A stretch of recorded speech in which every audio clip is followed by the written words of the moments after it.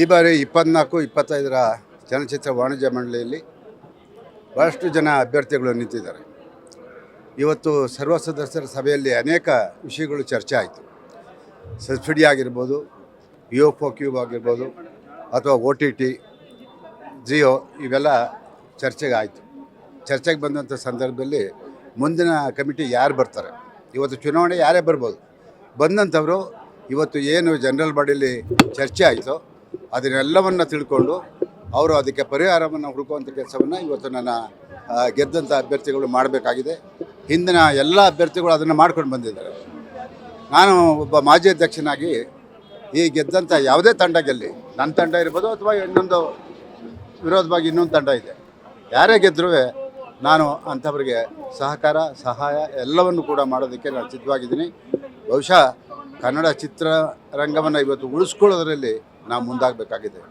300-250 ಚಿತ್ರಗಳು ಬಿಡುಗಡೆ ಆದರೂ ಕೂಡ ಚಿತ್ರಮಂದಿರದಲ್ಲಿ ಯಾವುದೇ ಚಿತ್ರ ಇವತ್ತು ಉಳಿತಾ ಇಲ್ಲ.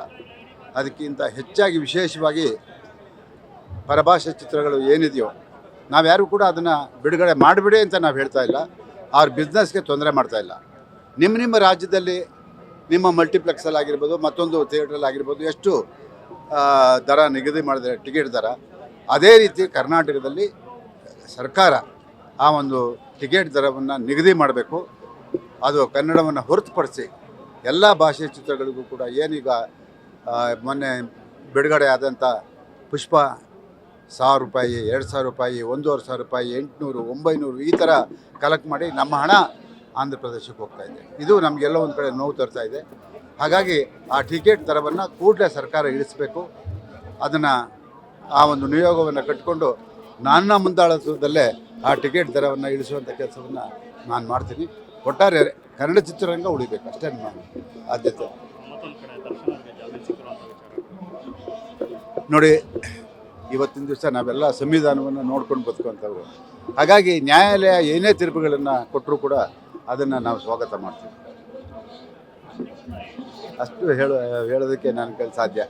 ಮುಂದಿನ ದಿನಗಳಲ್ಲಿ ಏನಾಗುತ್ತೋ ಅದನ್ನೆಲ್ಲ ಯಾರಾದರೂ ಅದನ್ನು ಅನುಭವಿಸಬೇಕಾಗುತ್ತೆ. ಅಥವಾ ಅವರು ನಿರಪರಾಧಿಯಿಂದ ಹೊರಗಡೆ ಬಂದರೆ ನಾವೆಲ್ಲರೂ ಖುಷಿ ಪಡ್ತೀವಿ.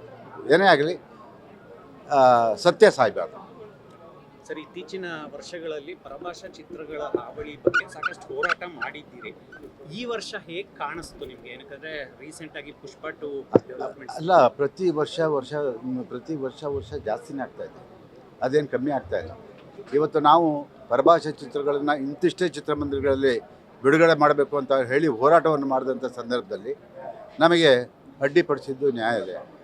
ನೀವು ಯಾವುದೇ ಭಾರತೀಯರು ಯಾವುದೇ ಎಲ್ಲೇ ಜಾಗದಲ್ಲೂ ಒಂದು ವ್ಯಾಪಾರ ಮಾಡಿದ್ರೆ ಅದಕ್ಕೆ ಅಡ್ಡಿಪಡಿಸಬಾರ್ದು, ಅವರಿಗೆ ಫ್ರೀ ಹ್ಯಾಂಡ್ ಕೊಡಬೇಕು ಅಂತ ಹೇಳಿದಂಥ ಸಂದರ್ಭದಲ್ಲಿ ಇವತ್ತಿನ ದಿವಸ 200-250 ಪುಷ್ಪ ಚಿತ್ರ ಒಂದೇ ಒಂದು 350 ಚಿತ್ರಮಂದಿರಗಳಲ್ಲಿ ಕರ್ನಾಟಕದಲ್ಲಿ ಬಿಡುಗಡೆ ಆಗಿದೆ. ಇದು ಯಾರಿಗಾದರೂ ನೋವು ತರುತ್ತೆ. ನನ್ನಂಥ ಕನ್ನಡ ಪರ ಹೋರಾಟಗಾರನಿಗೆ ಇದನ್ನು ಸಹಿಸ್ಕೊಳ್ಳೋಕ್ಕಾಗೋದಿಲ್ಲ. ಆದರೂ ಬೇರೆ ದಾರಿ ಇಲ್ಲ, ನ್ಯಾಯಾಲಯಕ್ಕೆ ನಾವು ತಲೆ ಬಾಗಲೇಬೇಕು. ಈಗಾಗಲೇ ಸುಮಾರು 1-1.5 ಕೋಟಿವರೆಗೂ ನಾವು ಪರಭಾಷೆ ಚಿತ್ರವನ್ನು ತಡೆಯೋದಕ್ಕೆ ಹೋಗಿದ್ದಕ್ಕೆ ನಮ್ಮ ಮೇಲೆ ಪೆನಾಲ್ಟಿ ಬಿದ್ದಿದೆ. ಆದರೆ ಮುಂದಿನ ದಿನಗಳಲ್ಲಿ ಸರ್ಕಾರದ ಜೊತೆ ಕೂತ್ಕೊಂಡು ಚರ್ಚೆ ಮಾಡಿ ಒಂದು ಪರಿಹಾರವನ್ನು ಕಂಡುಕೊಳ್ಳುವಂಥ ಕೆಲಸವನ್ನು ನನ್ನ ಮುಂದಿನ ಗೆದ್ದಂಥ ಅಭ್ಯರ್ಥಿಗಳು ಮಾಡಲಿ. ನಮ್ಮ ಸಹಕಾರ ಸಂಪೂರ್ಣವಾಗಿ ಅವ್ರಿಗಿರುತ್ತೆ.